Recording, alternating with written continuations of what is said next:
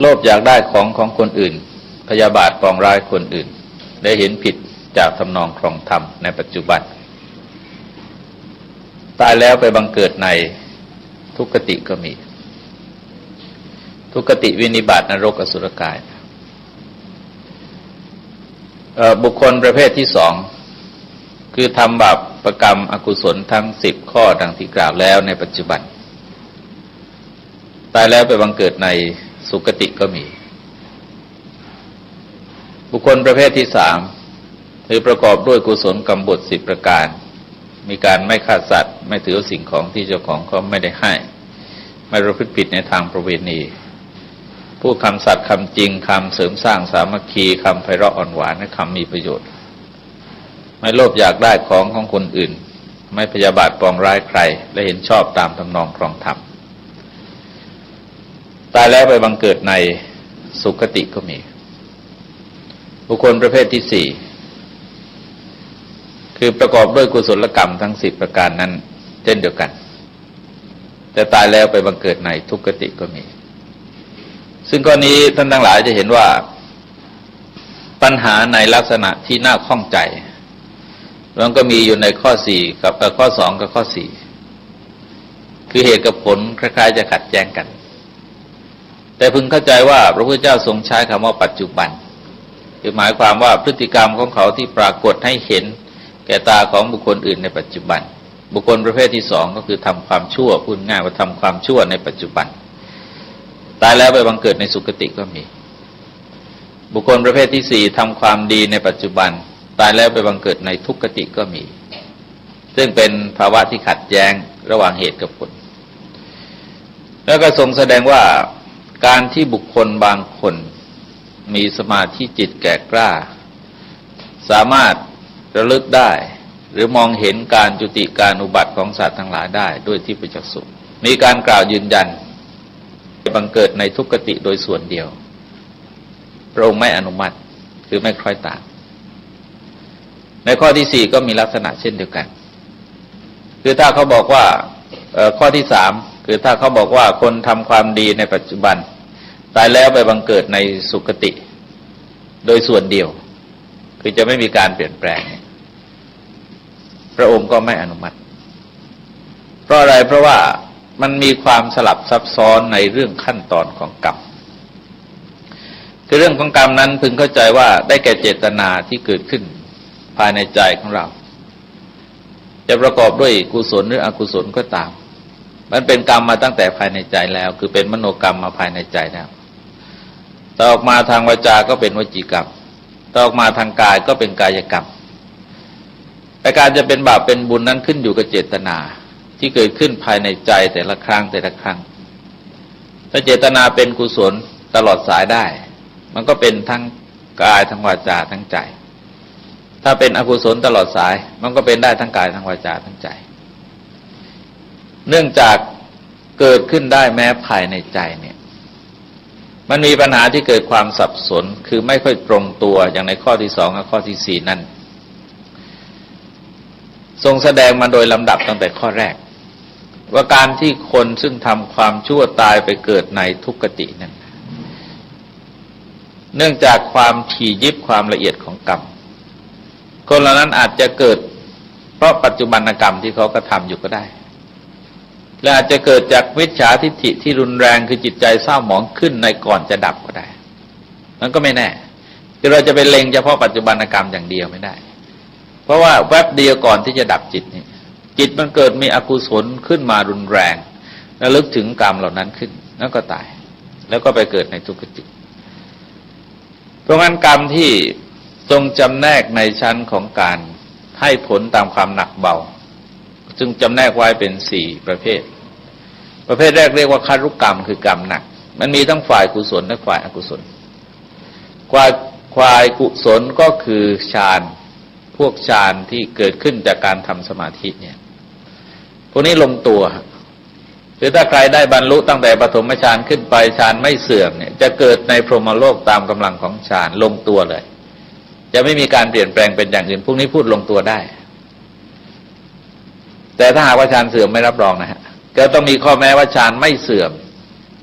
แล้วก็ได้บรรลุฌานอย่างใดอย่างหนึ่งเนี่ยทุกคนต้องเกิดในพรหมโลกตามสมควรแก่ความประณีตของฌานแล้วก็เป็นชั้นๆไปเป็นรายละเอียดมากกรรมที่เป็นบาปฝ่ายอกุศลพวกนี้ลงตัวเหมือนกันคือแน่นอนว่าไม่มีการเปลี่ยนคติภพเลยได้แก่อนันตริยกรรม5ประการมีการฆ่าสัตว์แต่มีการฆ่าพ่อฆ่าแม่ฆ่าพระอรหันต์ทำร้ายพระพุทธเจ้าไม่ถึงฆ่าพระพุทธเจ้านะพระพุทธเจ้าใครฆ่าตายไม่ได้คือให้รู้ไว้อย่างหนึ่งในหมู่ชาวพุทธเราพระพุทธเจ้าจะไม่ถูกฆ่าตายและจะไม่มีใครทำให้โลหิตออกจากร่างกายได้ไม่ว่าจะดำรงพระชนอยู่สักกี่สิบปีก็ตามนี่คือลักษณะเรียกว่าธรรมดาของพระพุทธเจ้าทั้งหลายพระเทวทัตเคยกลิ้งหินลงมาหน่อยหนึ่งก็ห่อพระโลหิตแล้วก็คืนเดียวก็หายจะยุบหายไปเลยเป็นลักษณะเด่นอย่างหนึ่งหรือเป็นธรรมดาอย่างหนึ่งของพระพุทธเจ้า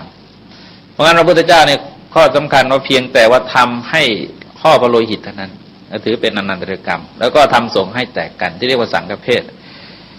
ถ้าเป็นภิกษุจะเพิ่มขึ้นไปอีกข้อหนึ่งคือไปถือศาสนาอื่นทั้งครองเพศเป็นภิกษุถ้าสึกไปไม่ว่าอะไรนะฮะคือบาศกบาติกานี่เงื่อนไขทางศาสนาไม่ได้ไปผูกพันนะใครสมัครจะไปนับถือศาสนาไหนก็ได้ตามใจจะทำลายพระรัตนตรัยไปนับถือศาสนาอื่นก็ไม่ว่าหรอกแต่ว่าถ้าเป็นพระแล้วยังเป็นพระอยู่ไปนับถือศาสนาอื่นเขาเรียกว่าอัญญสัตถุเฉทถือศาสนาอื่นเป็นอนันตริยกรรมเป็นอภิฐานคือฐานะที่หนักยิ่งพวกนี้ตกนรกเด็ดขาดเลยคติไม่เปลี่ยนแปลงเพราะงั้นในข้อที่หนึ่งจึงยืนยันได้อย่างนี้ยืนยันได้ในกรณีพวกนี้นะฮะแต่ในบางกรณีซึ่งกรรมมันลดหลั่นลงมาเช่นพวกพหุลกรรมคือกรรมที่นอกจากกรรมที่ว่าแล้วนะคือกรรมมันหนักพอสมควรเช่นว่าอาจจะฆ่าคนหรืออาจจะฆ่าสัตว์ใหญ่สัตว์มีคุณเป็นต้นในกรณีที่เป็นบาปพวกนี้ก็จะให้ผลกรรมของเขาก่อนก็เปรียบเหมือนกับการทิ้งของลงมาจากที่สูงเราจะเห็นว่าของอะไรที่หนักที่สุดแกก็จะตกถึงพื้นก่อนเรื่องกรรมก็เหมือนกันกรรมหนักที่สุดแกจะให้ผลแกก่อนแต่ถ้ากรรมประเภทหนักอย่างที่ว่าทั้งฝ่ายกุศลอกุศลไม่มีกรรมประเภทที่สองแกก็ให้กรรมประเภทที่สามเรียกว่าอาจินกรรมคือกรรมทำจนเคยชินเล็กๆน้อยๆก็ทำเรื่อยๆแต่มันหมักหมมสะสมคือทั้งดีไม่ดีนะฮะหมายถึงว่าทั้งดีไม่ดีแกหมักหมมสะสมขึ้นมันก็เพิ่มพูนขึ้นเป็นกองกรรมใหญ่ได้พวกนี้ถ้ากรรมประเภทที่สองไม่มีแกจะให้ผลแต่มันมีตัวแปรที่สำคัญอยู่ตัวหนึ่งคืออาสันนกรรมกรรมเมื่อเราจะตายนะฮะตัวนี้เป็นตัวแปรที่ใหญ่มากนอกจากกรรมประเภทแรกอย่างที่ว่าแล้วแกพร้อมที่จะแปรหมดเลยแต่กรรมประเภทแรกแกแปลไม่ได้นะฮะหมายความว่าคติมันแน่ไปแล้วกรรมประเภทนี้เรียกว่าอาสันนกรรมคือเมื่อจวนจะตายที่พระพุทธเจ้าทรงใช้คำว่ามีวิชชาทิฏฐิเกิดขึ้นก่อนดับจิตก็ตกนรกหายไปเพราะอะไรเพราะว่าทรงมีหลักอยู่ว่าถ้าจิตเศร้าหมองก็หวังได้ว่าไปบังเกิดในทุกขติถ้าจิตผ่องแผ้วก็หวังได้ว่าเกิดในทุกขติถ้าไม่ใช่จิตผ่องแผ้วก็หวังได้ว่าไปเกิดในสุคติจิตเศร้าหมองก็หวังได้ว่าเกิดในทุกขตินี่เป็นหลักเพราะงั้นจิตก่อนจะดับนี่จึงถือว่าเป็นตัวแปรที่สำคัญแล้วก็ตัดกระแสกรรมอย่างอื่นสองข้อข้างบนได้นะนอกจากข้อแรกคือแกจะให้ผลจะก่อนในขณะนั้นซึ่งนั่นอุปมาว่ามันเหมือนกับเราจับโคไปขังไว้ในคอกเวลาเปิดประตูคอกแม้โคขากระเพกก็ตามแต่มันอยู่ติดประตูคอกพอดีมันออกได้ก่อนคนอื่นเขาขามันจะกระเพกคือเรียกว่าที่จริงแรงมันก็ไม่มากหรอกแต่เนื่องจากแกอยู่ติดประตูแกออกก่อนต่อไปก็โคตัวอื่นก็ทยอยออกลักษณะกระบวนการของกรรมตรงอุปมาว่ามันเหมือนกับสุนัขไล่เนื้อมันตามกันมันเรื่อยอะไรที่แรงกว่ามันก็วิ่งเร็วกว่ามันก็ทันก่อนซึ่งแน่นอนว่ากรรมที่เราทำในปัจจุบันถ้าไม่แรงกรรมอดีตที่แกแรงแกวิ่งแซงขึ้นมาได้แกให้ก่อนได้ก็เหมือนกับสุนัขไล่เนื้อมันก็อยู่ที่ตัวไหนแกมีแรงมากแกก็วิ่งได้เร็วกว่าแรงของกรรมก็มีลักษณะอย่างนั้นเนื่องจากกรรมมันวิ่งไล่กันมาอย่างเงี้ย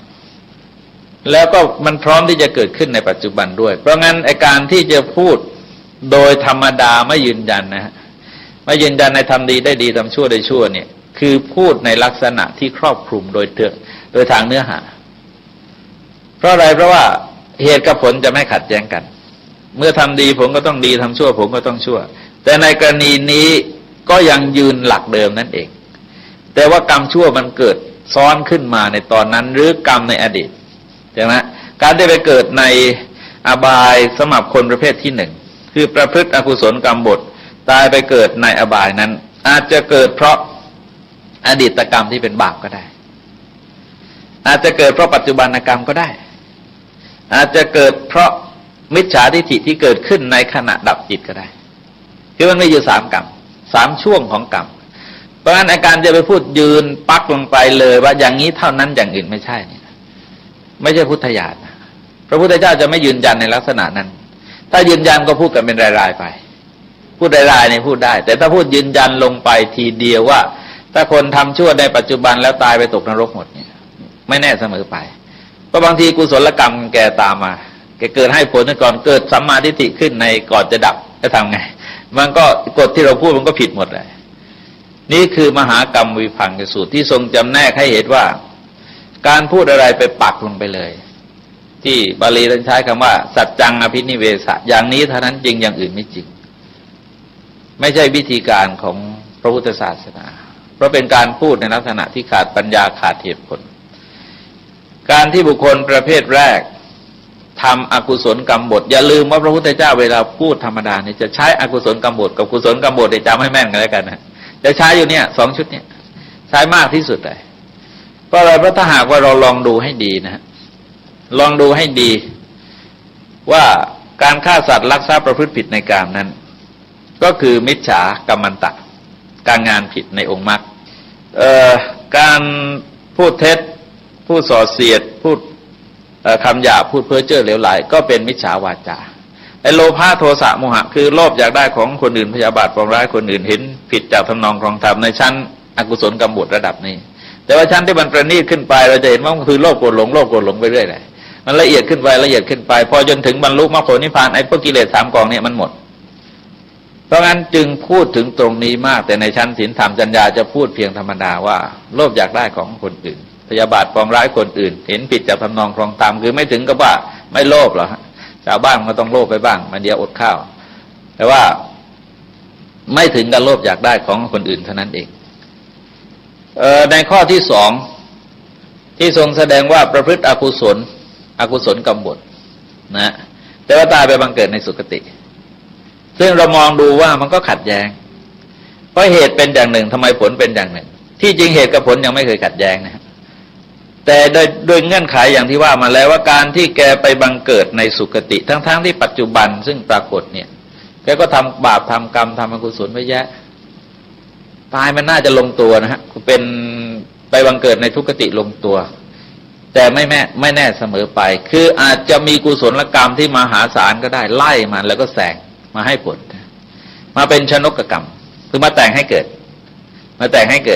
เพราะงั้นการเกิดในคราวแรกแกอาจจะเกิดดีด้วยอำนาจของกุศลกรรมในอดีตที่ตามมาให้ผลก็ได้หรือเกิดขึ้นเพราะสัมมาทิฏฐิที่เกิดขึ้นในก่อนดับจิตก็ได้ทั้งที่กรรมตัวกลางมันเป็นอกุศลนะฮะแต่ว่าตัวหลังมันเป็นกุศลแล้วตัวหน้ามันเป็นกุศลตัวหน้าก็ให้ผลก่อนหรือตัวหลังแทงมาให้ผลก่อนก็ได้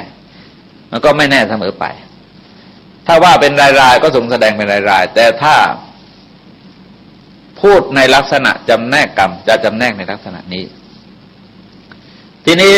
สมมติว่าในกรณีนี้นะฮะในกรณีที่คนคนนี้ทำอกุศลเอาไว้แล้วแกเกิดในสุคติด้วยอำนาจของกุศลกรรมในอดีตหรือในขณะดับจิตที่เรียกว่าเกิดสัมมาทิฏฐิขึ้นในขณะดับจิตถ้าเรามองดูขบวนของกรรมที่ทรงแสดงอีกชุดหนึ่งคือมันมีชนกกรรมที่แต่งให้เกิดตามกำเนิดตามสกุลต่างๆแล้วต่อไปมันจะมีอุปถัมภกกรรมคือกรรมที่เข้าสนับสนุนหมายความว่ากรรมนี้จะเป็นพวกเดียวกันนะแต่งให้เกิดมาดีก็สนับสนุนให้ดีแต่งมาเกิดไม่ดีก็สนับสนุนให้เลวลงเป็นลักษณะที่เคราะห์ร้ายไข้รุมบุญมาวาสนาช่วยมันจะมีลักษณะอย่างนั้นบางคนก็ไปเอาฉิวบางคนก็ยิ่งต่ำหนักขึ้นไปอีกแต่มันจะมีอีกกรรมหนึ่งเขาเรียกว่าอุปคาตกกรรมหรืออุปเฉทกกรรมที่แกจะเข้ามาตัดมาเข้าตัดสมมติว่าคนที่เกิดขึ้นด้วยกุศลกรรมแต่ว่าปัจจุบันนี้แกทำกรรมดีมาก ชาตินี้สมมติว่าชาตินี้ทำกรรมดีมากพอก่อนจะตายเกิดกุศลกรรมในอดีตมาเป็นชนกกรรมคือส่งให้เกิดเสียหรือสัมมาทิฏฐิที่เกิดขึ้นในปัจจุบันไปส่งให้เกิดเสียไอ้กรรมที่ปัจจุบันซึ่งเป็นกรรมชั่วเนี่ยมันจะเข้าไปตัดคนพวกนี้คือจะทำให้มีลักษณะยังไงสว่างมาแล้วมืดไปสว่างมาแล้วมืดไปคือเกิดมาอาจจะดีมีฐานะทางตระกูลดีอะไรต่ออะไรดีแล้วมันพอกรรมนี้เข้ามาตัดเราจะเห็นว่าบางทีคนก็หล่นวูบลงมาเลยข้างล่างทั้งที่ฐานะทางสกุลฐานะทางทรัพย์สินอะไรต่ออะไรดีแต่ว่ากรรมมันเกิดมาตัดเนี่ยอุปเฉทกรรมคือในกรณีนี้แกก็ต้องเป็นอกุศลนะฮะแกก็ต้องเป็นอกุศลคือเข้ามาตัดทำให้คนอยู่ในประเภทที่ทรงแสดงว่าสว่างมาแล้วมืดไปหรือประสบความตกต่ำในด้านต่างๆจะอาจจะออกมาในรูปของโรคภัยไข้เจ็บเบียดเบียนมาบั่นทอนสุขภาพพลานามัยอะไรต่ออะไรต่างๆสารพัดก็แล้วแต่จะเกิดขึ้นนี่คือความไม่ตรงตัวของเรื่องเหล่านี้ซึ่งท่านทั้งหลายจะเห็นได้ว่าบุคคลบางคนอย่างในกรณีข้อที่สองเนี่ยมีคนเป็นอันมากที่ท่านเล่าไว้ในอัตถกถาอย่างมัทธกุณฑลีพ่อของแกนั้นเป็นพราหมณ์จันนีเขาเรียกว่าอทินนาภุปกะคือไม่เคยให้อะไรแก่ใครเลยแม้ขนาดว่าลูกเจ็บเนี่ยคือไม่ใช่ลูกเจ็บตอนทำตุ้มหูให้ลูกมัทธกุณฑลีแปลว่าตุ้มหูเกลี้ยงนะคือไม่มีลวดลายอะไรเลยเพราะพ่อทำเองพ่อไม่ได้ช่างทองก็อยากจะทำตุ้มหูให้ลูกแต่กลัวจะเปลืองสตางค์ก็เลยก็หาไอ้ทองเหลืองมาทำเอาเองแล้วก็ให้ลูกแขวนก็เรียกว่านายตุ้มหูเกลี้ยงเพื่อนเขาล้อลูกเศรษฐีแขวนตุ้มหูเกลี้ยงพ่อไม่ยอมให้คบหาสมาคมกับบัณฑิตกับพระสงฆ์แม้แต่พระพุทธเจ้าก็ไม่ยอมให้ไปเฝ้าพอลูกป่วยขึ้นมาจะรักษาก็กลัวจะเปลืองสตางค์ก็ไม่ได้ถามหมอคนป่วยอย่างนี้รักษาด้วยยาอะไรก็ได้ถามเขาแล้วมาปรุงยาเองรักษาเองเพื่อประหยัดและในที่สุดลูกมันก็ป่วยหนักข้าวพอเห็นว่าลูกจะป่วยก็จะตายก็จริงก็หามาไว้ข้างนอกกลัวคนจะมาเยี่ยมศพและจะเห็นทรัพย์สมบัติในบ้านก็เลยเอาลูกมาวางไว้ข้างนอกพระพุทธเจ้าตัวดูสัตว์โลกเห็นปรากฏในข่ายพยานเขาช่วยได้พระเจ้าก็เสด็จไปตอนนั้นก็เต็มทีแล้วแกก็นอนหันหลังเข้าฝาพระพุทธเจ้าก็ทรงฉายฉัพพรรังสีไปกระทบที่ฝาแกก็เห็นแสงแกก็หันกลับมาพอเห็นเป็นพระพุทธเจ้าตอนนั้นยกมือไม่ได้ยกมือไหว้ไม่ได้นะโคม่าแล้วบอกว่าเราทั้งได้อยู่ใกล้แต่ว่าพ่อ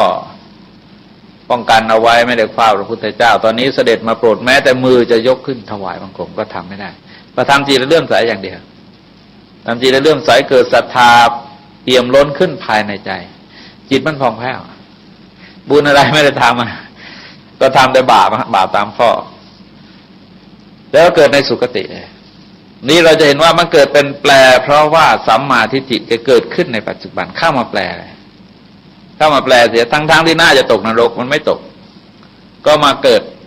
สัมมาทิฏฐิขึ้นมาจิตผ่องแผ้วเป็นกุศลที่เกิดขึ้นอาศัยพระพุทธเจ้าเป็นอารมณ์แกก็เกิดได้นี่คืออย่าลืมว่ามันอยู่3ช่วงนะฮะช่วงอดีตเป็นบาปหรือเป็นบุญก็ไม่รู้เราไม่รู้อะไรจะไล่มาก่อนไม่รู้อะไรตัวแรงกว่าเราไม่รู้เลยนี่เป็นเรื่องของพุทธญาณนะที่จะกำหนดได้ปัจจุบันเนี่ยแกงอมเต็มที่พอจะให้ผลหรือยังเราก็ไม่รู้เหมือนกันแล้วในขณะดับจิตเป็นตัวแปรใหญ่เพราะฉะนั้นเราจะเห็นว่าประเพณีของคนไทยเราในเราศึกษาเรื่องนี้มากเพราะในสมัยโบราณในศึกษาเรื่องกรรมกับเรื่องสังสารวัฏมากคนเฒ่าคนแก่เวลาตายหรือว่าใครจะตายก็ตามอย่าลืมคุณพระบางทีเราจะสวดอิติปิโสตามต่างจังหวัดเนี่ยพอเห็นว่าตายแน่เนี่ยญาติพี่น้องทุกคนเขาไม่ไปร้องไห้มันเสียเวลาหรอกก็จะสวดอิติปิโสกันสวดอิติปิโสก็เรียกว่าสวดพระปีติสวดพระปีติก็ที่จริงมันอิติปิโสนะฮะไม่ใช่พระปีติเพื่อจะดึงจิตของคนให้มาอยู่ที่อิติปิโสดึงจิตให้มาอยู่ให้ได้แล้วเมื่อจิตกับน้อมก็หาอิติปิโสความเลื่อมใสที่เป็นพื้นเนี่ยมันก็ขึ้นมารับแกก็ปล่อยแกได้เพราะงั้นอย่าลืมคุณพระอย่าลืมคุณพระแต่อย่าลืมว่าเรื่องเหล่านี้ต้องสร้างสมต้องอบรมต้องกระทำบ่อยๆจนความซาบซึ้งในพระพุทธคุณเกิดขึ้นภายในจิตของบุคคลผู้นั้นไม่ใช่ว่าชาติหนึ่งไปอิติปิโสกันตอนนั้นนะฮะมันไม่เข้าหรอกนี่เข้าไปในทางประสาทสัมผัส อย่างดูเหมือนเคยเล่าให้ฟังนานมาแล้วที่ว่ามียายคนหนึ่งในขี้เหนียวลูกหลานบอกว่ายายอย่าลืมนะอรหังยายอย่าลืมอรหังแกฟังเป็นอะไรหายตลอดฟังเป็นอะไรหายตลอดตายด้วยมัจเฉรจิตห่อคุ้มใจก็เรียบร้อยแหละคนอย่างเงี้ยเพราะงั้นพวกนี้ต้องทำต้องเสพจนคุ้นอย่าลืมว่าก่อนจะตายนี่ใจมันก็อ่อนกายมันก็อ่อนมันไม่พร้อมที่จะรับอะไรหรอกมีความหวาดมีความกลัวมีความห่วงใยวิตกกังวลระแวงอะไรสารพัดอย่างถ้าเราไม่ทำจนชินแล้วดึงขึ้นมาไม่ได้มันเหมือนกับไม่มีสตางค์มันไม่รู้จะเอาอะไรมาจ่ายการกุศลจึงท่านสอนให้ทำบ่อยๆปลูกฝังไว้จนคุ้นเสพจนคุ้นนะเรียกว่าเกิดขึ้นโดยอัตโนมัติกันนี้ก็มีคนคนหนึ่งนะฮะก็ท่านทั้งหลายคงจะเคยได้ยินชื่อคุณเผาปังงาวัฒนกุลแล้วก่อนจะตายนี่แกประทับใจในอริยสัจในธรรมจักรตอนที่ว่าด้วยอริยสัจประทับใจมากฟังอยู่เรื่อยตอนนั้นโคม่าแล้วคุณวัยเร่งเทปเลยเร่งเทปตอนนี้ขึ้นก่อนจะดับจริงๆแกยังยกมือขึ้นมาได้นะคือแสดงว่าไปได้ดีทีเดียวแต่ทำไมยังไปได้ทั้งมันจะดับแล้วเพราะว่าแกเสพจนคุ้นปฏิบัติเรื่องนี้มาจนคุ้นฟังธรรมะตรงนี้มามากที่สุดต้องทำมาจากนะต้องทำมาจากคือว่าตัดเอาเฉพาะตรงนั้นเลยดังทุกขังอริสจังอะไรขึ้นตรงนั้นเลยกระตุกขึ้นมาได้ก็จิตก็สงบมันก็ผ่องแผ้วนี้คือกลายเป็นตัวแปรที่ยิ่งใหญ่มากนะอาสันกรรมทั้งที่มันเล็กคือจะเป็นอะไรก็ตามแต่แกแปลของแกก่อนแหละแกแปลของแกก่อนบุคคลประเภทที่สามซึ่งทำกุศลกรรมบทมีลักษณะดังที่กล่าวแล้วถ้าใครจะไปยืนยันในแนวเดิมว่าต้องเกิดสุคติอย่างเดียวโดยเล็งที่ปัจจุบันว่าต้องเกิดในสุคติอย่างเดียวก็ไม่แน่เสมอไปแต่ว่าพระพุทธเจ้าทรงใช้คำว่าก็มีนะฮะก็มีคืออาจจะเกิดในสุคติก็มีแต่ก็ไม่แน่นะ เกิดในทุกขติก็ได้จากประเภทที่สี่นี่ก็เกิดในทุกขติเพราะอะไรเพราะว่าก็เหตุผลดังที่กล่าวแล้วนะฮะคือแกอาจจะบังเกิดในสุคตินั้นเพราะกรรมที่เป็นกุศลในอดีตก็ได้เพราะกรรมแกปัจจุบันให้ผลคือแก่รอบสุกงอมนี่ท่านใช้คำว่าสุกงอมแล้วหรือเกิดสัมมาทิฏฐิเพิ่มขึ้นหรือจิตผ่องแผ้วในปัจจุบันก็ได้เพราะในการไปเกิดในสุคติของแกไม่ใช่ว่าจะเป็นเรื่องของกรรมในชีวิตประจำวันของแกเสมอไปแกจะไปเกิดเพราะกรรมอย่างอื่นซึ่งเป็นอดีตหรือขณะที่จะดับจิตนี่ก็ในลักษณะคล้ายๆกันนะฮะในกรณีนี้พึงดูตัวอย่างท่านธรรมิกะอุบาสกธรรมิกะอุบาสกนั้นคือเป็นธรรมิกะกันทั้งครอบครัวเป็นธรรมิกะกันทั้งครอบครัวพ่อเป็นหัวหน้าครอบครัวแม่นำลูกหลานว่านเครือหมดเลยแล้วพวกนี้เก่งในด้านธรรมะด้วยก็ก่อนจะตายส่งคนไปกราบทูลพระพุทธเจ้าว่าป่วยหนักจะตายพระเจ้าส่งพระมาให้มาสวดอิติเอเมสติปัฏฐานเนี่ยมาสติปัฏฐานนั่นสวดพอสวดมันก็เขาเรียกว่าคนจะตายนะฮะที่อัตถกถาท่านบอกว่ามันคล้ายๆกับคนเหยียบแต่อะไรข้ามคูอ่ะคือเท้ามันอยู่แต่อีกด้านหนึ่งคือเท้าคนมันอยู่คนละฝั่งของคูคนอื่นคนนั้นจะเห็นโลกนี้กับโลกอื่นมันมีกรรมมารมณ์คือกรรมที่เรากระทำนั้นจะปรากฏขึ้นภายในมโนทวารภายในจิต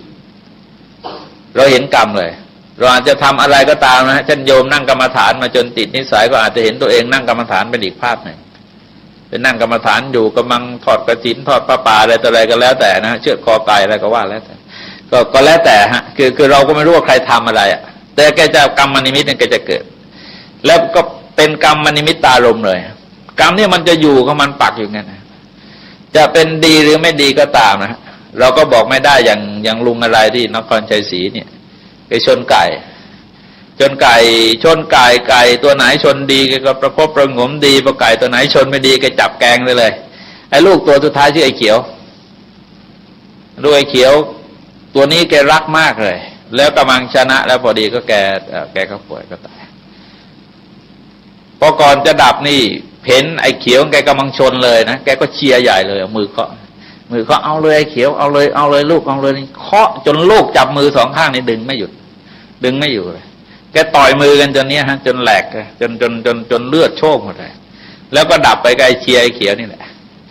ดับไปกับเชียร์ไอ้เขียวนี่เองนี่เราจะเห็นว่ากรรมารมณ์มันเกิดกรรมนิมิตารมณ์ปรากฏและคตินิมิตารมณ์ก็ปรากฏก็ทำให้เห็นโลกหน้าคนที่ตายปกติเขาจะเห็นถ้าเราลองสังเกตเขาเรียกว่าลางสังหรณ์คือพูดแปลกๆแม้แต่คนที่จะประสบอุบัติเหตุภายในมโนภายในจิตสำนึกของแกหรือมโนทวารของแกเนี่ยแกมีอะไรอยู่แกเองก็ไม่เคยเข้าใจแต่มันพูดหลุดออกไปบ่อย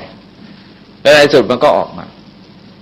เป็นการปรากฏเร็วหรือช้าแต่ก็ปรากฏนะก็เห็นคติท่านธรรมิกาอุบาสกนี่ก็เห็นคติก็มีเทวดามาเชิญให้ไปอุบัติในภพของท่านท่านก็เพลินนะฮะคือว่ามากันต่างๆแล้วท่านก็รบกวนคือว่าหูของท่านเนี่ยได้ยินเสียงเรียกคนอื่นเขาไม่ได้ยินหรอกก็บอกหยุดก่อนแกต้องการจะฟังพระสวดพระกำลังสวดอยู่พอดีสาธยายก็ไม่ใช่เรียกสวดสาธยายพระนั้นเข้าใจว่าบอกให้ท่านหยุดแต่ท่านเองนั้นพูดกับเทวดาพระก็เลยกลับท่านก็เพลินอยู่กับเทวดาแล้วในที่สุดพอนึกขึ้นมาได้เสียงพระก็หายไปแล้วปรากฏว่าพระกลับวัดไปแล้วลูกก็บอกว่าพ่อไม่น่าหลงเลยทำบุญทำกุศลมาแยะยังมาหลงในตอนตายเนี่ยพ่อก็บอกพ่อไม่ได้หลงพ่อไม่ได้พูดกับพระแล้วพูดกับเทวดาลูกก็ไม่เชื่อเพราะไม่เห็นนะฮะแกก็ขอพวงมาลัยอธิษฐานนะโยนไปว่าจะไปเกิดในภพไหนดีเพราะว่าเรียกว่าแกเลือกเกิดได้นะแกมีบุญเยอะแกสามารถเลือกเกิดของแกได้เพราะในคำพูดที่ว่าเราเลือกเกิดไม่ได้เป็นคำพูดหลอกตัวเองเราเลือกเกิดได้เราไม่เลือกเองอะสมมติว่าชาติหน้าเราจะเกิดเป็นอะไรนะพระเจ้าบอกไว้แล้วเนี่ยทำไงจะไปเกิดยังไงเนี่ยเราไม่เลือกเอาเองเราไม่เลือกเอาเองแล้วพอเกิดมาแล้วเรามานั่งบ่นว่าเราเลือกเกิดไม่ได้เราไม่เลือกฮะไม่ใช่ว่าเราเลือกไม่ได้อาจจะเป็นเพราะเราไม่เคยเชื่อเรื่องเหล่านี้ก็ได้แต่สรุปว่าในแง่ของความเป็นจริงเราเลือกเกิดได้ตกลงว่าท่านก็โยนพวงมาลัยอธิษฐานไปพบดุสิตนะฮะซึ่งเป็นภพที่ระดับที่สี่ภิกษุก็กลับไปทูลพระพุทธเจ้าเหมือนกันพระพุทธเจ้าเล่าว่าเขาไม่ได้พูดกับเธอหรอกเขาพูดกับเทวดาแล้วก็รับสั่งเล่าเหมือนกับที่บ้านเขากำลังคุยกันนี่เราจะเห็นว่าการไปเกิดของท่านเป็นจิตผ่องใสในขณะนั้นด้วยขณะนั้นเป็นตัวการที่เราจะเห็นว่าสำคัญมากแล้วก็ท่านก็ผูกพันอยู่กับธรรมะตัวเร่งจริงๆจึงกลายเป็นในปัจจุบันนั้นส่วนไอ้กรรมอดีตของท่านก็ไม่ใช่คือกรรมปัจจุบันในชาตินี้ของท่านก็แน่นอนมันเป็นกุศลมันตรงตัวอยู่แล้วแต่ว่าตัวแปรที่ทำให้ท่านเลือกได้ก็คือเรื่องของปัจจุบันมากกว่าในวันก่อนๆเดือนก่อนๆนี่ก็เรียกว่าตรงตัวกันอย่างนี้นะฮะประเภทที่สี่คือทำกุศลกรรมทำกุศลกรรมแล้วก็ตายไปบังเกิดในทุกขติกุศลกรรมในปัจจุบันนะฮะตายไปบังเกิดในทุกขติก็มีพระพุทธเจ้าทรงใช้คำว่าก็มีซึ่งในกรณีนี้ก็หมายความว่าไอ้ตัวอกุศลกรรมที่นำให้เกิดก็อีกแหละคืออาจจะเป็นเรื่องอย่าลืมตัวกลางดีนะฮะตัวกลางดีแต่อดีตอาจจะไม่ดีหรือปัจจุบันใจเศร้าหมองปัจจุบันใจเขาเศร้าหมองอยู่มีใจขุ่นมัวแล้วก็ตายด้วยอาสันกรรมคือสรุปว่าอาสันกรรมก็ได้อดีตกรรมก็ได้ที่เป็นอกุศลนะมาให้ผลซะก่อนถ้าถามว่าพวกกุศลเหล่านี้พวกกุศลหรืออกุศลที่ปรากฏในปัจจุบันเนี่ยมันเป็นก็มันยังไงมันหายไปไหนก็ไม่ได้หายไปไหนมันรอคอยเวลาที่จะให้ผลแบบสุนัขไล่เนื้ออย่างที่ว่าเพราะฉะนั้นในชุดนี้พระพุทธเจ้าจึงทรงแสดงไว้อีกชุดหนึ่งนะฮะกรรมส่วนมากจะให้ผลในปัจจุบันแต่ถ้าในรายละเอียดถ้าพูดแบบอภิธรรมมันก็พูดด้วยขนาดจิตที่หนึ่งที่สองอะไรแต่อะไรก็ยุ่งเปล่าคือสรุปว่ากรรมบางอย่างเนี่ยกรรมบางอย่างที่เรากระทำนั้นจะให้ผลแก่เราในชาติปัจจุบันส่วนหนึ่งก็ตามจำนวนที่เราพูดกันว่าทำดีได้ดีทำชั่วได้ชั่วทำดีๆทำชั่วพูดง่ายๆทำดีๆทำชั่วเราก็ได้กับเราในปัจจุบันแล้วอย่างในกรณีของการทำดีเราก็ได้ทำดีท ำชั่วเราก็ได้ทำชั่วก็ได้ไปแล้วตอนนั้น แล้วก็ผลที่ออกมาเนี่ยมันก็ออกมากันในระยะที่ไม่ค่อยห่างนะฮะแต่ปัญหาสำคัญมันอยู่ที่ว่าเราไม่ค่อยคิดถึงนะฮะเราไม่ค่อยโยงเพราะนั่นคือผลของอดีตกรรมอามามีเรื่องเกี่ยวกับบุคคลเหล่านี้ไว้เยอะนะที่จริงก็ตั้งใจจะเขียนเป็นหนังสือเรื่องใครลิขิตผมไม่ค่อยมีเวลาแต่จะเล่าให้ฟังสักเรื่องหนึ่งซึ่งเป็นเรื่องที่เห็นด้วยตัวเองแล้วก็รู้ประวัติแกละเอียดนะด้วยตัวเองคนผู้นี้ไม่ต้องบอกชื่อเขาเลยฮะเป็นคนที่คือรูปงามมากรูปงามบุคลิกดีแล้วก็นิ้วเหมือนกับลำเทียนเลยฮะปาคมเหมือนตาเหี่ยวสง่ามากเลยรูปบุคลิกสง่าด้วยกันแต่ว่าใจเขี้ยมเกรียมมากแกเล่าให้ฟังนะฮะตอนสงครามโลกตอนญี่ปุ่นขึ้นสงขลานะแกฟันเด็ก2 คราวนะตายไป4 คน6 คนคือคนจีนเนี่ยก็เอาหลานนะหามใส่อะไรสาแหลกใส่ไปในเข่งหามมาแกนึกว่าสมบัตินะแกฟันนะแกแย่งฟันนะเด็กตายแล้วในที่สุดก็หนีไปอยู่อะไรที่เกาะอะไรกะลันตันที่เกาะทางข้างนอกไปฮะเกาะใกล้ๆกับมาเลเซียก็ไปอาละวาดในนั้นอีกถูกคนเขาไล่แล้วก็เปิดมาก็ในที่สุดก็เที่ยวปล้นเที่ยวฆ่าเที่ยวอะไรเขาเนี่ยสารพัดเรื่องนะสารพัดแกทำมาเยอะตอนที่มารู้ดันแกยังชวนเพื่อนไปหาผักแล้วแกขุดหลุมเอาฝังเอาไปหมกไว้โกรธกันนิดเดียวนั่นเองแกไปขุดหลุมเตรียมไว้แล้วชวนเพื่อนไปหาผักอะไรลืมไปแล้วผักในป่าไปถึงหลุมแล้วแกตีหมกไปแล้วฝังไว้เรียบร้อยอุ้ยใจแกเหลือเกินต่อมาวันหนึ่งซึ่งเป็นเรื่องที่มหัศจรรย์และเราหาคำตอบไม่ได้ว่าทำไมนาคนนี้แกจึงเป็นอย่างนั้นฮะมันอยู่ที่เหมืองแร่คือไอ้แร่เนี่ยเขาระเบิดคนส่วนมากเขาจะระเบิดลงต่อหน้าหินเนี่ยแล้วก็รู้ว่าหินมันจะไปตกที่ไหนส่วนมากคนถ้าไม่ตรงตัวจริงๆเขาก็เฉยๆเขาก็ดูว่าเหมืองไหนหลุมไหนเขาระเบิดถ้าเห็นว่ามาทางหินเขาก็หลบถ้าไม่ทางเขาก็ทำงานเขาตามปกติเนี่ยวันนั้นมีเหมืองหนึ่งซึ่งหลุมมันตรงกันจากนี้ฮะตามปกติแล้วหินมันจะลงไปทางหน้ามันลงไปทางหน้าเพราะเราจะเปิดหน้าหินไว้ปกติมันจะลงหน้าวันนั้นแล้วก็หลุมตรงกันเลยหลุมของแม่ทิพย์ชื่อก็ระเบิดเนี่ยรู้สึกตั้ง10หรือ9 ลูกนะมันมีหินอยู่ก้อนหนึ่งมันเลี้ยวเลยเลี้ยวมาเป็นขบวนมาเลยแล้วมาลงบนหลังนาก่อนเนี่ยปักซอยทียิบเลยนั่งกัน8-9 คนนั่งกันหลังให้ทั้งนั้นตีแรกกันนะคนอื่นไม่ถูกเลยแม้แต่ลูกเดียวลงบนหลังแกตลอดรายการเลยโอ้ยเลือดโชกหมดเลยเลือดนี่เมือกหมดทั้งตัวเลยทรมานดิ้นรนกระเสือกกระสนเจ็บปวดกว่าจะหามไปถึงโรงพยาบาลได้ใช้เวลา9 ชั่วโมงแล้วแกไปทนทรมานจนกว่าจะตายเนี่ยต้อง15-16 ชั่วโมงแล้วตายอย่างทรมานที่สุดเลยนี่คือผลกรรมถ้าเราโยงให้ดูแล้วก็เหมือนกับที่แกเคยทุบเพื่อนใส่หลุมอะไรแกเคยทำมาเนี่ยเหมือนกันเหมือนกันนี่ก็เรียกว่ามรรคท่านเท่าใดมรรคตนเท่านั้นคือผลกรรมทั้งที่เป็นกุศลทั้งที่เป็นอกุศลมันให้ผลกันในปัจจุบันส่วนมากนะจะให้ผลในปัจจุบันเป็นทิฏฐธรรมเวทนียกรรมแต่ขึ้นอยู่กับว่าเจตนาเราแรงนะฮะถ้าเจตนาเราแรงและเราทำในปัจจุบันจะให้ผลเร็วในปัจจุบันแต่ส่วนมากเราไม่ค่อยคิดกันนะเรื่องนั้นเนี่ยไม่ค่อยติดตามก็มีพระใหม่องค์หนึ่งนะฮะเมื่อมาบวชตอนนั้นรู้สึกจะ2 พรรษาองค์นี้แกหลวงพ่อหลวงปู่แหละทุกวันหลวงพ่อองค์นี้ยังอยู่อายุตั้ง80 กว่าเกือบ90แล้วตรงนี้ไปโจทย์หลวงพ่อด้วยอาบัติปาราชิกเลยคือโกรธหลวงพ่อว่าดุแกตอนเด็กแต่หลวงพ่อเลี้ยงแกมาตั้งแต่เป็นเด็กนะฮะเลี้ยงแกมาตั้งแต่เป็นเด็กวัดแล้วก็ส่งเสียให้เรียนหนังสือพอโตเป็นหนุ่มแล้วก็บวชให้พอบวชแล้วมันตบะเดชะมันแก่กล้ากันถือว่าห่มจีวรเหมือนกันได้ไงไม่รู้เลยก็หลวงพ่อดุไม่ได้ไปโจทย์หลวงพ่อเอาแรงนะอาตมาเป็นคนไปพูดเองเลยเป็นคนไปขอร้องแกให้ถอนคำฟ้องเพราะไม่มีใครก็เชื่อหลวงพ่อนี้เคร่งครัดมาก แล้วเป็นพระที่สวยงามเรียบร้อยมากแกไม่ยอมถอนนะอ้อนวอนขอร้องยังไงก็ไม่ยอมถอนคณะสงฆ์เองก็ไม่รับเพราะเราก็รู้ฮะ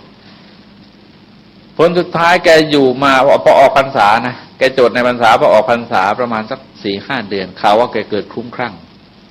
แต่ว่านี้เป็นเรื่องที่คนมาเล่าให้ฟังทีหลังนะมาเห็นว่าพวกแกไม่รู้เรื่องก็เลยไม่ยุ่งแกแล้วก็ต่อมาก็สึกแล้วคลุ้มคลั่งใหญ่แล้วในที่สุดแทงตัวเองเป็นบ้าคลุ้มคลั่งแทงตัวเองก็ตายไปไม่ถึงปีทำไมฮะเพราะว่าวัตถุนี่มันหนักเหลือเกินพระเป็นพระด้วยแล้วก็เลี้ยงมาเหมือนพ่อเลยแล้วเป็นพระสงฆ์ผู้ทรงศีลเนี่ยทรงศีลเป็นระดับที่เคร่งครัดมากหลวงพ่อเนี่ยเป็นเจ้าของระเบียบวินัยทีเดียวคนนิยมยกย่องมากแล้วก็เนี่ยมันแรงมันก็ไม่ถึงปีก็แกโจทย์ในพรรษาแล้วก็หมุนไปอีก6 เดือนนั่นเองแกก็คลุ้มคลั่งนะนี่เราตามอาตมานี่ตามมาเยอะนะครับแล้วก็ว่างๆจะทำหนังสือมาให้สักเล่มให้อ่านสักเล่มมีเยอะเหลือเกินแล้วเรื่องจริงแต่นั้นนะฮะเรื่องจริงแต่นั้นแล้วก็เห็นด้วยตัวเองด้วยนี่เราจะเห็นว่ากรรมจะเป็นกุศลหรืออกุศลนี้แกให้ผลของแกในปัจจุบันส่วนมากเลยจะให้ผลในท่านเนี่ยขอให้เล็งให้ดีกันแล้วกันนะแต่ทีนี้คนเราเนี่ยมันพลาดตรงไหนเพราะว่าพอถ้าได้ดีขึ้นมาเราว่าดวงดีนะพอได้ผลเป็นความสุขความเจริญอะไรสำเร็จขึ้นมาได้ลาภลอยอะไรเราว่าดวงดีพอได้ผลบาปขึ้นมาเราว่าเคราะห์ร้ายไปโยนข้างนอกหมดเลยนะฮะเราว่าเคราะห์ร้ายเราว่าดวงดีให้โยนออกนอกหมดเลยทั้งที่ผลนั้นมันเล็งตรงมามันผลเกิดที่เราในตัวเหตุมันต้องมาจากเราเมื่อผลเกิดที่ต้นมะพร้าวก็แสดงว่าเหตุมาจากต้นมะพร้าวผลมะพร้าวเหตุมันจะมาจากต้นมะพร้าวมันมาจากที่อื่นไม่ได้เพราะฉะนั้นผลเป็นความสุขความทุกข์ที่เกิดแก่เรานั้นเป็นผลที่เกิดขึ้นจากการกระทำของเราในปัจจุบันนี้หรือในอดีตก็แล้วแต่นะแต่ว่าส่วนมากปัจจุบันในเราเล็งก็เราได้เราเล็งกลับไปได้ซึ่งก็ไม่ใช่เป็นเรื่องที่ยากเย็นอะไรที่จะเล็งนะฮะจะเล็งไปข้อสำคัญว่าเราไม่ยอมเล็งอ่ะไม่ยอมเล็งนั่นเองอย่างมีหลวงพ่อองค์หนึ่งที่ท่านตาบอด2 ข้างนะครับท่านเป็นโรคปวดหลังนี่เป็นนิจศิลเลยปวดอย่างนี้แล้วก็ต่อมาเด็กยิงหนังสติ๊กกันในวัดนะยิงกันไปยิงกันมาไปโดนหลวงพ่อตาบอดหลวงพ่อไม่โกรธเด็กแล้วท่านก็เรียกลูกศิษย์ลูกหามาเล่าให้ฟังว่านี้เป็นเวรกรรมของหลวงพ่อเองเพราะในสมัยที่หลวงพ่อเป็นเด็กอยู่วัดเนี่ยคือพระคะแนนพระที่เขาฟังกระดินนะฮะเป็นเงินเป็นบรอนทองอะไรเนี่ยรู้สึกจะ3 องค์นะ3 องค์ที่เขาพระบูชาเคราะห์เมื่อก่อนเขานิยมทำกันมากแล้วก็คือเมื่อทำเป็นรูปพระพุทธปฏิมาแล้วไปถวายพระไปแล้วเนี่ยยังไงพระท่านก็เอาไปไว้นะดีมากไม่รู้จะไว้ที่ไหนก็เอาไปไว้ตามลานโพตามกำแพงโบสถ์อะไรตามที่โบสถ์เด็กวัดนี่ก็เอาพระเครื่องเหล่านี้พระเหล่านี้มาจัดแถวทหาร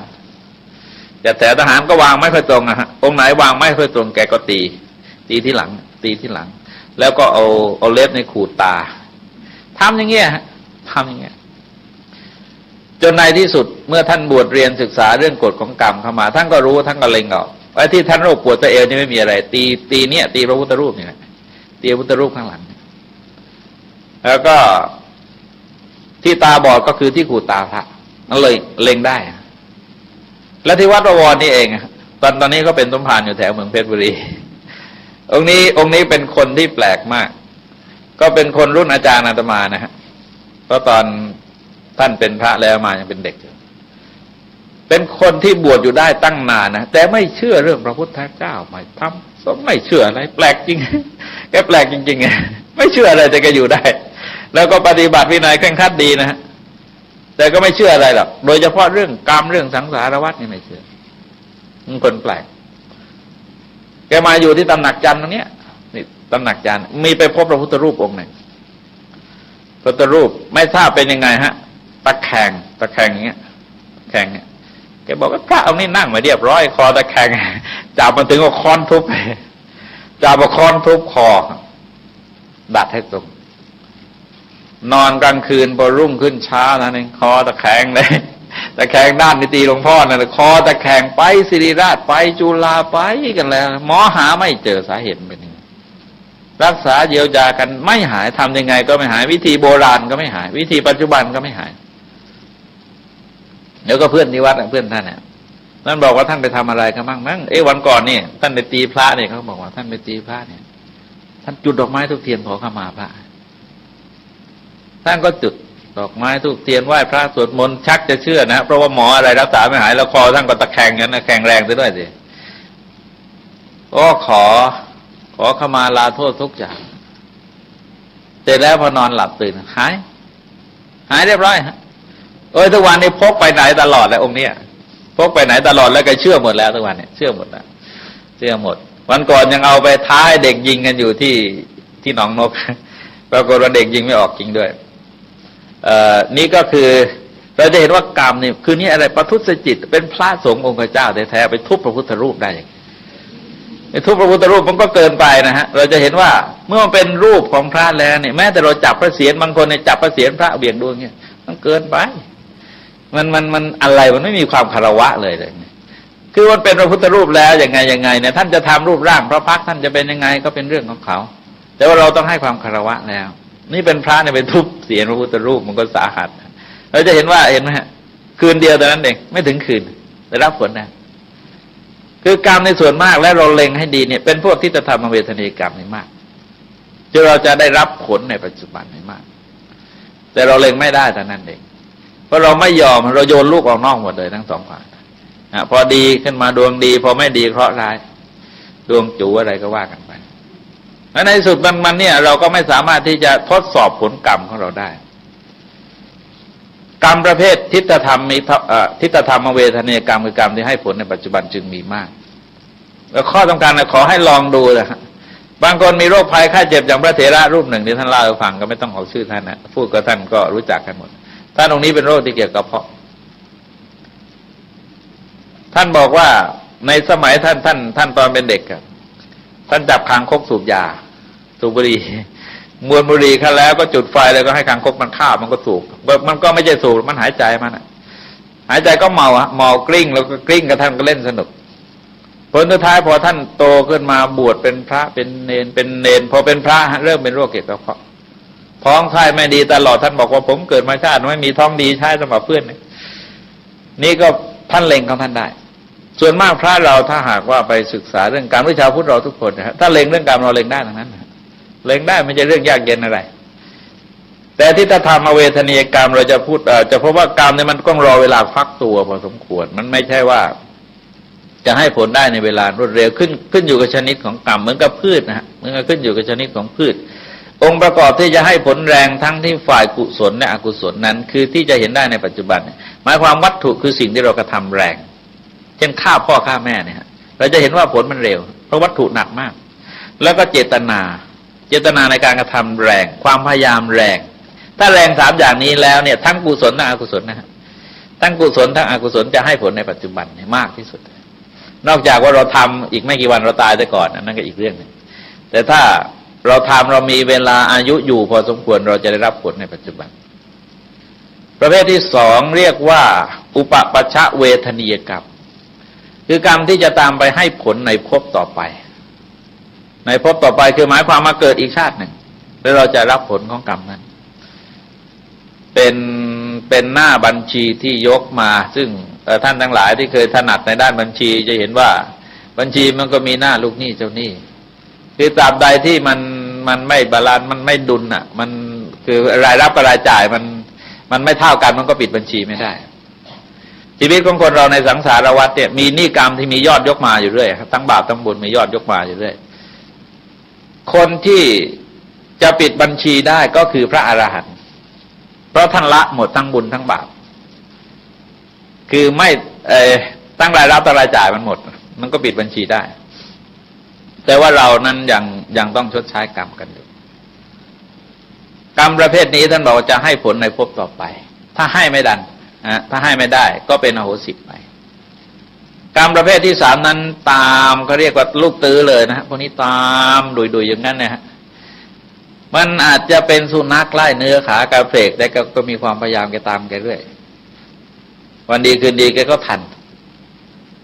อย่างพระพุทธเจ้าเองนั้นทรงเล่าไว้ตั้ง10 กว่าครั้งนะฮะ10 กว่าครั้งที่เป็นผลของบาปที่เกิดขึ้นในชีวิตของพระองค์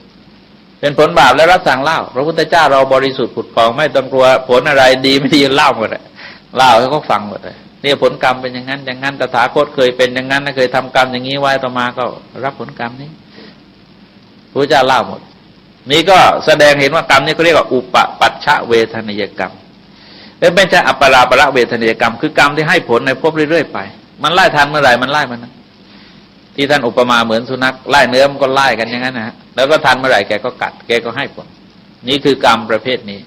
ส่วนกรรมประเภทที่สองนั้นที่ไม่ใช่ที่สี่เขาเรียกว่าอโหสิกรรมคือกรรมที่ให้ผลเสร็จแล้วมันก็มีอยู่สองสามฝ่ายด้วยกันนะฮะหมายความว่าพระอรหันต์ท่านตัดกรรมได้กรรมบางอย่างต้องเป็นอโหสิอย่างของพระองคุลิมานะที่ฆ่าคนไว้แยะเนี่ยมันเป็นอโหสิไปเพราะให้ผลไม่ทันแล้วก็ในชาติต่อไปเนี่ยเมื่อแกให้ผลไม่ได้แกก็เป็นอโหสิและกรรมประเภทหนึ่งคือมันให้ผลเสร็จแล้วก็เป็นอโหสิเพราะฉะนั้นอโหสินี่ไม่ใช่อโหสิกันได้ง่ายนะมันต้องมีเงื่อนไขไอเราอโหสิกันเราไม่ถือโทษโกรธตอบกันเนี่ยมันก็เป็นในชั้นหนึ่งชั้นเราปฏิบัติในชีวิตประจำวันของเรานะแต่ว่าในแง่ของกรรมเราไปอโหสิกันกรรมเขาต้องมีผลอย่างที่บ้ามาแล้วคือหมายความว่าเมื่อแกไม่ให้แกไม่มีโอกาสให้ผลแกก็เป็นอโหสิของแกเองแต่ในชั้นจิตใจเราก็ปฏิบัติได้ให้เป็นอโหสิกรรมเพราะในกรรมประเภทที่สี่นี้ท่านทั้งหลายจะเห็นว่าคนที่ทำความดีในปัจจุบันตายแล้วไปบังเกิดในทุกขติซึ่งอาจจะเกิดในทุกขติเพราะอดีตกรรมหรือเพราะอาสันกรรมคือกรรมเมื่อจวนจะตายอันนี้เราก็มีคนนะฮะมีคนที่เป็นตัวอย่างคือพระนางมาริกาเทวีเป็นมเหสีของพระเจ้าปัสเสนที่โกศลเรียกว่าเป็นยอดหญิงเป็นยอดหญิงในพุทธกาลคนเดียวที่ทำบุญพิเศษนะคือพระพุทธเจ้ารับสั่งเล่าว่าการให้ทานในลักษณะเขาเรียกว่าอสะพิสทานคือทานที่ให้โดยไม่มีใครจะเทียบได้มันมีพิธีรีตองแยะท่านให้ทานแข่งกับประชาชนเขาก็มีแยะแล้วท่านก็ไม่รู้จะเอาอยัางไงท่านก็เอาให้มีช้างกั้นฉัตรพระอรหันต์500ชาวบ้านหาฉัตรกับช้างไม่ได้เลยแพ้แล้วก็ของต่างๆนี่จัดอย่างดีเลยทุกอย่างเป็นโอ้ยคือว่าทำได้คนเดียวฮะสรุปว่าพระพุทธเจ้าพระองค์หนึ่งนะจะมีคนทำทานชนิดนี้ได้คนเดียวและต้องเป็นผู้หญิงด้วยมันมีข้อแม้ว่าอย่างนั้นผู้ชายทำไม่ได้หรอกผู้ชายไม่ค่อยมีความประณีตแต่ว่าพออาศัยความละเอียดอ่อนในด้านจิตใจของท่านเนี่ยทั้งนั้นได้ทำบุญมโหฬารมากมายอย่างนั้นนะฮะพอตอนจะที่วงคตท่านเกิดเป็นเหนียวนึกกับเรื่องไอ้การพูดพลาดนะฮะไม่ถึงกับโกหกอะไรสกัดนะเรื่องมันไม่รุนแรงหรอกแต่ว่ามันผ้าขาวสะอาดมีจุดดำนิดเดียวก็เลยเด่นขึ้นมาท่านเป็นเหนียวนึกกับเรื่องเดียวนั่นเองไม่ได้นึกเรื่องอื่นเราจะเห็นว่าอดีตกรรมท่านก็ต้องดีนะฮะท่านก็ต้องมาเกิดเป็นแต่ว่ามาเกิดเป็นลูกของนายอุทยานนะอุทยานบาลเลยช่วยชีวิตพระเจ้าประเสริฐโกศลบายก็ได้เป็นมเหสีปัจจุบันนั้นท่านดีแน่นอนปัจจุบันแล้วเป็นผู้หญิงที่มีปัญญามากนะฮะพระเจ้าประเสริฐโกศลถ้าไม่ได้เมียคนนี้ก็แย่เหมือนกันเนี่ยเพราะท่านก็ทึมๆอยู่พิกลน่ะแต่ว่าอาศัยที่พระนางมาริกาท่านฉลาดท่านคอยชี้แนะท่านคอยบอกกล่าวให้สติอยู่เรื่อยๆก็แสดงว่าปัจจุบันกรรมท่านก็ดีแต่ว่าขณะดับจิตตัวอาสันกรรมขณะที่จะดับมันเกิดเป็นตัวแปร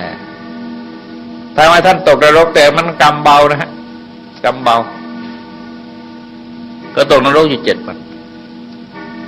พระเจ้าประเสริฐโกศลเสียพระทัยมากพระมเหสีที่วงคตไปก็ไปเฝ้าพระพุทธเจ้าเพื่อกราบทูลถามคติคือคนสมัยนั้นก็ไม่สงสัยหรอกเรื่องนรกสวรรค์คนสมัยนี้เก่งกันมากนะคือรู้ไปหมดเรื่องนรกสวรรค์เนี่ยปฏิเสธได้ท่านพระเจ้าประเสริฐโกศลนั้นท่านไม่สงสัยเรื่องนรกสวรรค์เรื่องคติภพแต่ท่านถามไปเกิดที่ไหนเท่านั้นเองต้องการรู้ว่าไปเกิดที่ไหนพระพุทธเจ้าทรงบันดาลโดยพุทธานุภาพให้ลืมทั้งหมดทุกวันเนี่ยไปว่า7 วันไม่ได้ถามสักทีมันคุยเรื่องอื่นเพลินนะกลับไปถึงวังนึกออกให้ก็ถามพรุ่งนี้มาพรุ่งนี้ก็อีกละ บันดาลในพุทธานุภาพไม่ให้นึกออกทำไมจึงต้องทำอย่างนั้นเพราะถ้านึกออกนะต้องถามแล้วพระพุทธเจ้าเนี่ยเป็นสัจจวาทีคือพูดจริงพูดจริงมันก็พูดตรงตัวพระเจ้าปัสเสนิโกศลต้องเป็นมิจฉาทิฏฐิทันทีเลยเพราะท่านจะมองเห็นว่าคนขนาดพระนางมาริกาทำบุญขนาดนี้ตายไปตกนรกแล้วไม่มีคนอื่นได้ขึ้นสวรรค์ไม่มีคนอื่นได้ขึ้นสวรรค์ท่านต้องกลับเป็นมิจฉาทิฏฐิเพราะฉะนั้นต้องการจะช่วยท่านพระพุทธเจ้าก็บันดาลให้ลืมทุกทีเลยพอมาถึงคราวพอครบ7 วันพระนางก็อุบัติในสวรรค์พอมาถึงมากราบทูลถามพระพุทธเจ้าก็รับสั่งโอ้ยท่านก็ดีใจใหญ่บางคนขนาดนางมณิกาไม่ได้เกิดสวรรค์ใครจะเป็นเกิดในสวรรค์ท่านเองก็เกิดศรัทธาภาษาทะก็ดีขึ้นก็สัมมาทิฏฐิก็สูงขึ้นนี่เราจะเห็นว่าความสลับซับซ้อนของกรรมนี่เอาก็จริงนี่เราพูดตรงตัวลงไปไม่ได้เลยพูดตรงตัวเพี้ยๆอย่างนี้เท่านั้นอย่างอื่นไม่ใช่มันไม่แน่นะครับมันเงื่อนไขของกรรมมันมีความสลับซับซ้อนเหลือเกินนะคนเราผ่านภพชาติมาไม่รู้สักเท่าไหร่พวกประเภทก็เรียกว่าอัปปราบรเวทนียกรรมเนี่ยกรรมที่มันต้อยเรามาเนี่ยไม่รู้อะไรบ้างเลยเนาะแต่มันก็พร้อมที่จะสำแดงผลเมื่อมันถึงคราวซึ่งแกอาจจะดีหรือไม่ดีหรือว่าสลับกันไปแซงหน้าแซงหลังกันอยู่เราก็ไม่รู้เลยแต่เราจะเห็นว่าในแง่ของพระพุทธศาสนานั้นพระพุทธเจ้าเน้นที่ปัจจุบันกรรมคือพยายามให้คนเราทำปัจจุบันกรรมให้ดีเพราะอะไรเพราะว่าปัจจุบันกรรมที่ดีเนี่ยมันก็พร้อมที่จะเป็นตัวแปรเหมือนกับภูมิต้านทานโรคคือเราอาจจะมีโรคภัยไข้เจ็บที่ติดตัวมาแต่เราก็มีบริหารร่างกายเราดีเราสร้างภูมิต้านทานเรื่อยๆโรคมันก็เล่นงานเราไม่ได้สักทีหนึ่งเราบริหารร่างกายดีเรารักษาสุขภาพของเราดีจึงเน้นที่ปัจจุบันคือเรื่องอดีตมันไม่รู้อะไรต่ออะไรเราก็ไม่รู้มันแต่เอาเราปัจจุบันให้ดีก็ได้กันทีนี้ตัวแปรในเรื่องของกรรมนอกจากเหตุผลอย่างที่ว่าเนี่ยเราจะพบว่ามันยังมีเงื่อนไขอย่างอื่นอีกเป็นนั้นมากซึ่งพระพุทธเจ้าได้ทรงจำแนกแสดงเอาไว้ในที่ต่างๆมากเลยแต่ว่าข้อนี้พึงสังเกตว่าวิเคราะห์ให้เห็นในเชิงที่ละเอียดนะฮะในเชิงที่ละเอียดออกไปว่าอย่าไปปักไว้อย่างนั้นมันปักไม่ได้หรือว่าการระลึกของคนบางอย่างเช่นว่าได้ญาณแต่มันจำกัดคือมันมองในที่แคบๆมองในที่แคบๆแล้วก็เห็นเท่าที่เห็นอย่างไอ้กลกบเกิดอยู่ในสระจ้อยอย่างที่ว่าเนี่ยคือมันก็ตัดสินแบบกบในสระมันตัดสินไม่ได้เพราะว่าที่จริงนอกจากสระแล้วยังมีที่อื่นอยู่อีกมากความวิจิตรความสวยงามน้ำท่าอะไรต่ออะไรมันยังมีที่อื่นอีกเยอะเนี่ยเราจะตัดสินเฉพาะในแวดวงสระนั้นไม่ได้ต้องมองปัญหาในลักษณะที่กระจ่างชัดบางครั้งบางคราวเราก็ไม่มีพื้นฐานความรู้ที่จะไปวินิจฉัยตัดสินอะไรได้ก็ต้องเทียบเคียงที่พระพุทธเจ้าทรงแสดงมันมีหลักมันมีหลักให้จับอยู่ตลอดเลยเรื่องทั้งหลายที่เกิดขึ้นในโลกนี้ว่าที่จริงไม่ว่าเรื่องอะไรก็ตามขอให้บอกตัวเรื่องมาแล้วจะเช็คที่พระไตรปิฎกให้ได้ว่าตรงนี้พระพุทธเจ้าท่านว่าอย่างไง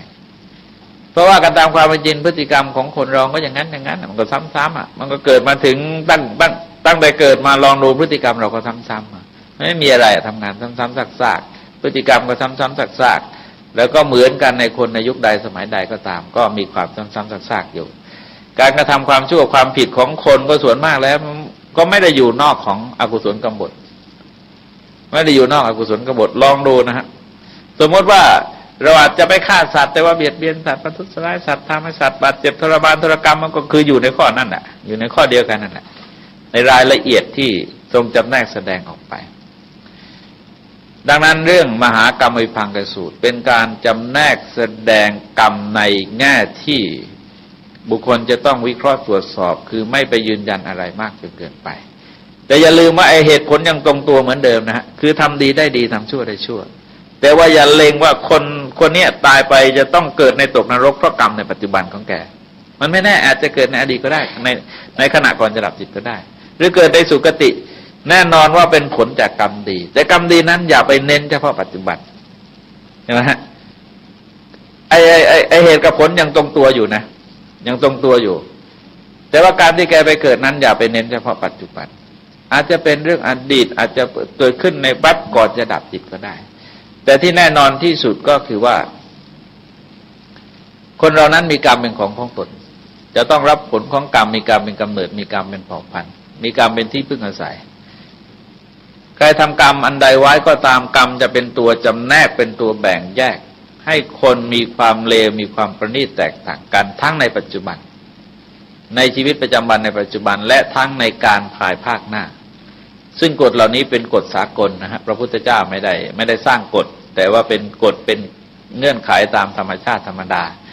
เพราะเอาก็จริงพระพุทธเจ้าเองก็ห้ามกรรมที่จะเกิดขึ้นแก่พระองค์บางอย่างไม่ได้นะฮะก็ห้ามกรรมไม่ได้เหมือนกันเพราะมันเป็นกฎธรรมชาติ